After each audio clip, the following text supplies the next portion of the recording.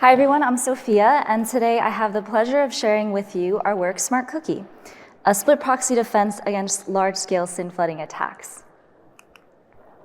So both the SYN flooding attack and the canonical defense SYN cookies have been around for several decades, since the mid-90s. However, today in 2024, SYN floods are still the second most common form of DDoS and still a big problem. So what do modern SYN flooding defenses really need? Well, naturally, they need security, scalability, and performance. But what I really mean by that is they need to be able to block attacks from today's adaptive adversaries, handle large amounts of not only attack traffic, but rampantly growing volumes of benign traffic in modern networks, and finally be able to maintain low latency for benign clients. Let's consider this scenario where a network provider wants to performantly serve their client traffic while concurrently blocking large volumes of attack traffic, ideally as early as possible in their network. Into this setting, we want to introduce SmartCookie, which is a collaborative split-layer approach to the SYN flooding defense problem. SmartCookie is enabled by the power of programmable data plane targets and uses a high-speed P4 programmable switch in the network data plane, as well as a lightweight eBPF component in the Linux kernel data plane. SmartCookie is carefully designed so that each component handles just the functionality that it's uniquely good at based on its resources. The first hardware layer of the design blocks large bulk of the attack traffic at really high volumes while directly passing through all the client traffic. And the secondary software layer is going to block any of the leftover attack traffic that might leak through the first layer while serving all the client traffic as normal. All right, before I go any further, I want to quickly step back and give a brief refresher on both the SYN flooding attack and the generic SYN cookie defense. So fundamentally, SYN flooding is an asymmetric attack on resources that exploits the TCP connection setup process.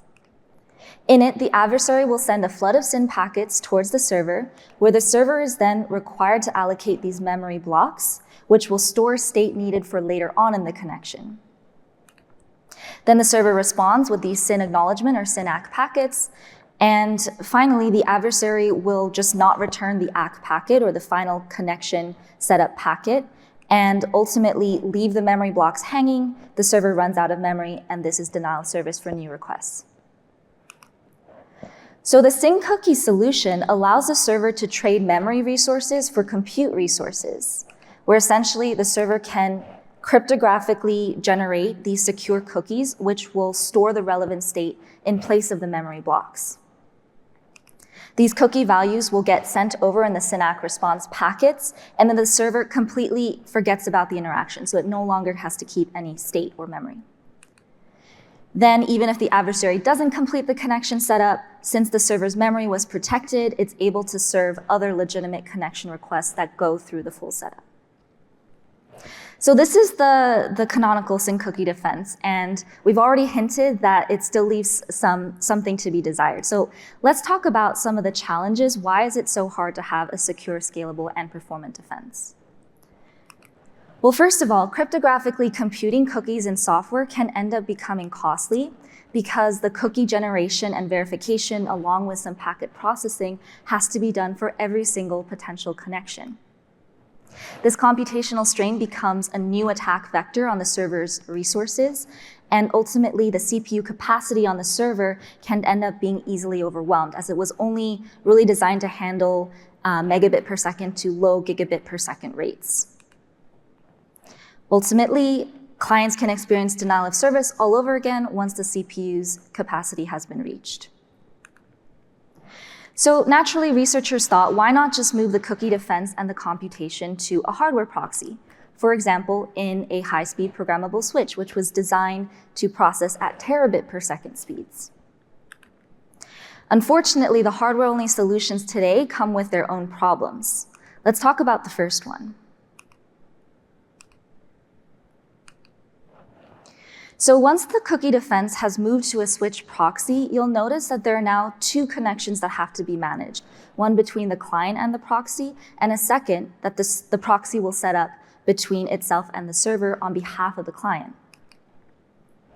This is going to mean that there's a header translation or mapping that has to happen between the two connections, and in turn will require the switch proxy to keep some amount of per flow state for all of the ongoing connections. So these are the ones that have already been verified. Ultimately, this can end up exhausting the limited memory of high-speed switch hardware, particularly when it's asked to scale to hundreds of thousands of benign connections. There's a hardware solution called Xiaoqi that figured out a way to cleverly avoid this memory usage bottleneck, but unfortunately it does it at a heavy performance penalty on all the benign flows. Finally, the other issue with today's hardware-only solutions has to do with security. So recall that in order to be secure, cookies have to be generated cryptographically, and really they need to be generated with a cryptographic hash that will take as input the connection for tuple, the source and destination IP addresses, and the source and destination port numbers, along with some secret value. The cryptographic hash has to be strong enough to withstand manipulated hash collisions by an adaptive adversary that wants to bypass the cookie defense. And unfortunately, the hardware solutions today rely on CRC checksum to do this hashing. The CRC checksum is a checksum, it's not even a true hash, and so this ends up making the whole cookie defense insecure. Okay, so these are all of the challenges, and I've been telling you a lot about cookies. Let me tell you more about our solution, SmartCookie. SmartCookie solves these challenges with a key insight that modern SYN flooding defenses need to be layered using a collaborative split-layer approach across both hardware and software targets. What makes SmartCookie smart, you might ask? Well, that's in our intelligent division of labor across the programmable targets. We want to start from first principles when deciding how to do this division of labor, so we asked what functionality should be partitioned and exactly how should it be partitioned. To answer the first question, we observed that there are three key elements of SYN cookie proxy defenses. The first has to do with cookie checks, which entails not only the initial generation, but also the second computation and verification. Header translations that maps the connections between the client proxy and the proxy server, and finally keeping state for the connections that have been verified. Now, to answer the second question of how this functionality should be partitioned, our first insight is that switches are highly performant and good at processing terabit per second speeds, but they're severely memory limited.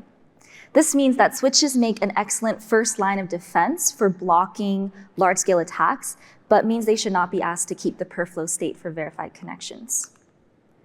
Meanwhile, servers are already provisioned with plenty of memory for their benign flows, but they can be much slower at packet processing and their CPUs can easily be exhausted as well. This makes them ideal for exactly tracking the benign flows, but means they should not be burdened with having to block the large volume attacks. So now, armed with these insights, we designed SmartCookie as a split proxy defense architecture. As the first layer, we introduced a SmartCookie switch agent running on a high-speed P4 switch that shoulders the computational load of generating and verifying cookies under large volumes of traffic and does so securely with a cryptographic hash. The SmartCookie switch agent also tracks verified connections, but does so in an approximate manner using a variant of a Bloom filter. Essentially, the switch agent compresses multiple benign connections into a compact data structure, and then uses this to essentially keep track in an approximate manner. To support header translations, which of course requires the exact state, we introduce a server agent running on lightweight eBPF. And this also keeps track of the exact records and handles any false positives that might result from the approximate records in the first layer.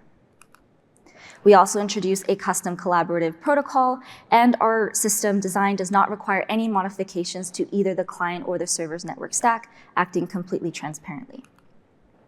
Please read our paper for more details on the robust hashing, the approximate data structures, and the server-side eBPF support.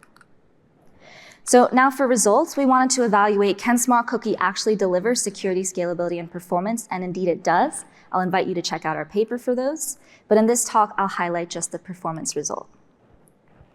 On the x-axis, I'm showing attack rate in millions of packets per second, and the y-axis shows average end-to-end latency in milliseconds for a benign connection setup, plus a full HTTP request and response.